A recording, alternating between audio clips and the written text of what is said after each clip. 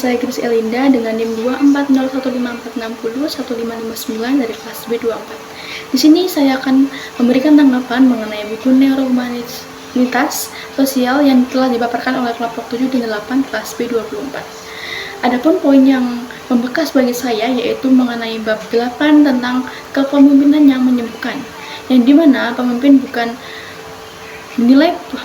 dinilai dari yang paling berkuasa, namun dinilai dari yang bisa melayani anggotanya, dalam artian bisa mengayomi anggotanya, atau yang disebut dengan servant leadership, yang dimana pemimpin ini memiliki pengontrolan emosi yang baik, juga dapat menjadi wadah bagi anggota-anggotanya untuk memberikan solusi ataupun jawaban yang atas permasalahan yang dialami anggotanya.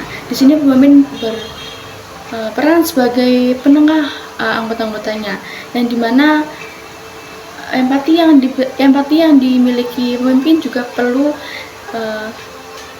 dengan tingkat yang tinggi.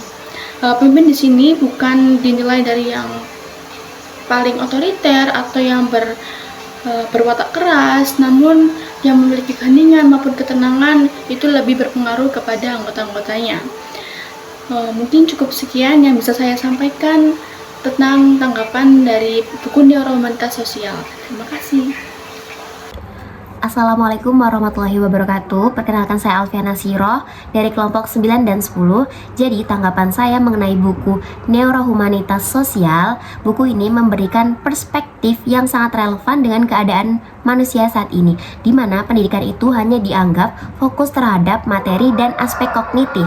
Padahal pendidikan itu juga berhubungan dengan empati, hubungan sosial antar manusia. Di era digital saat ini, banyak sekali manusia yang turun sifat sosial dan empatinya.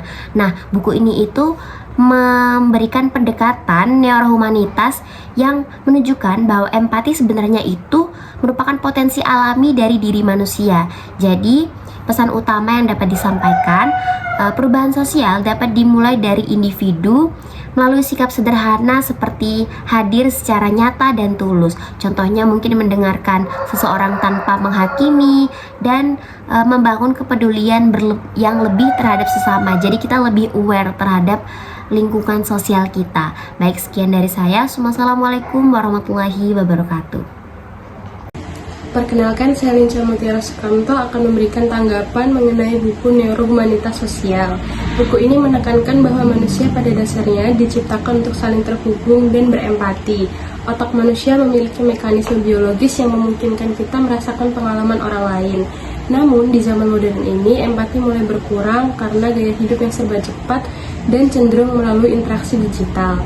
Akibatnya, masyarakat menjadi terpecah dan banyak yang merasa lelah secara emosional. Sehingga solusinya dimulai dari individu itu sendiri yang hadir secara tulus, mendengar, merasakan, dan bertindak dengan kasih. Baik, perkenalkan, saya Sabina Rahma. Di sini saya akan membahas tentang manajemen layanan khusus yang berfokus pada teknik pengelolaan transportasi dan juga penyediaan asrama. Mengingat pentingnya, layanan berfungsi sebagai alat kognitif untuk mengubah konsep kemandirian yang abstrak menjadi pembiasaan yang nyata dalam kehidupan sehari-hari. Dengan manajemen transportasi dan asrama yang terstruktur, sekolah tidak hanya mengatasi hambatan jarak, tapi juga membangun kemandirian fungsional dan martabat sosial agar siswa dapat berpartisipasi aktif dalam masyarakat umum maupun masyarakat inklusi. Baik, tanggapan saya mengenai buku Neurohumanitas Sosial. Buku ini menjelaskan bahwa empati adalah kodrat biologis manusia yang kini tergerus oleh pola hidup digital yang dangkal. Krisis kepedulian ini sering berakar pada trauma masa lalu yang diwariskan antar generasi, sehingga membentuk masyarakat yang reaktif dan mudah curiga. Buku ini memberikan solusi kepada kita dengan mengajak kita beralih dari sekedar toleransi menuju kesadaran inklusif yang tulus. Dengan memperkuat kearifan lokal, seperti gotong royong dan tradisi keheningan, kita dapat memulihkan hubungan sosial yang harmonis. Pemulihan bangsa dimulai dari keberanian setiap individu untuk kembali mendengarkan dan terhubung dengan kasih. Sekian dari saya, terima kasih. Perkenalkan, nama saya Ulta Maulani. Di sini saya akan memberikan tanggapan untuk buku neurohumanistik dari kelompok 7 dan 8. Nah, buku ini tuh memberikan perspektif mendalam mengenai kondisi sosiopsikologis bangsa kita saat ini. Salah satu poin yang paling relevan yaitu fenomena bangsa yang lupa merasa, di mana krisis empati terjadi akibat pola hidup digital yang memicu mikrodopamin hits.